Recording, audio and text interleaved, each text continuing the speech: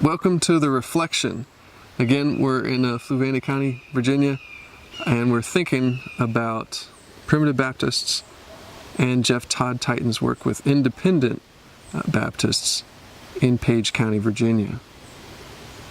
The introduction to Titan's Powerhouse for God book gives us a peek into the world of an ethnographer, folklorist, ethnomusicologist, in particular into the reflexive musings of this prominent field worker.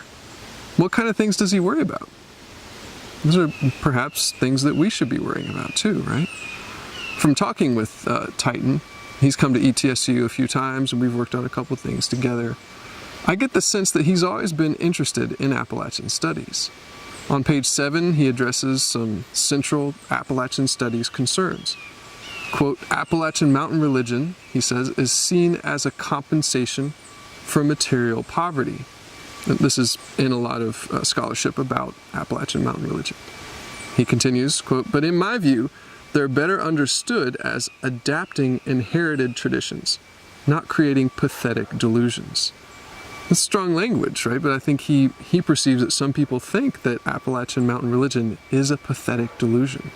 And he is choosing to consider the folks he's studying there, these people, the congregation in the church, on their own terms, and not to put those kind of value judgments on them.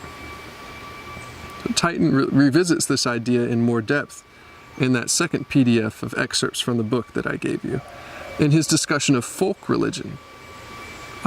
These discussions, I think, provide really good models for dealing with stereotypical views of Appalachianness. This advocacy is powerful. At least to me, it seems humane. It seems important. And it seems like what we should be doing, both as Appalachian studiers and as just as researchers. On page 8, Titan cites folklorist Henry Glassy in saying that affect, a concept that we can see as maybe the power to move people, maybe that's a definition for affect.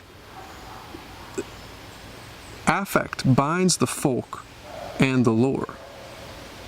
And interesting, he also states that affect is important for attracting the folklorist to the folk and the lore.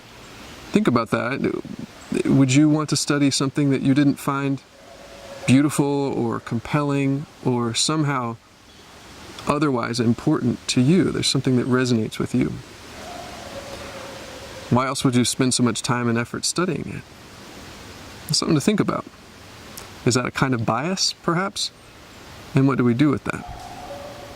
So think about your Soundpost project, your relationship to the field that you are studying and the people who are in it. How will you document it, and how will you explain it in your writing and other contextualization? I would say that Titan puts up a high bar in terms of documentation and explanation. I find he's, again, really humane in his descriptions and in his work. He's always seeking to see things from the perspective of the people he's describing and to pose their situations in the best light possible. A realistic one, not overly rosy. I also think that Patterson does this. This week and next, I challenge you to think not only about documenting and explaining, but the task of writing and of choosing a stance in your writing and in your work. What do you want to say through your documenting? I think both of these scholars are doing that. It definitely is a challenge to think about how you are going to take a stance in your own work. As you do that, keep your ears open.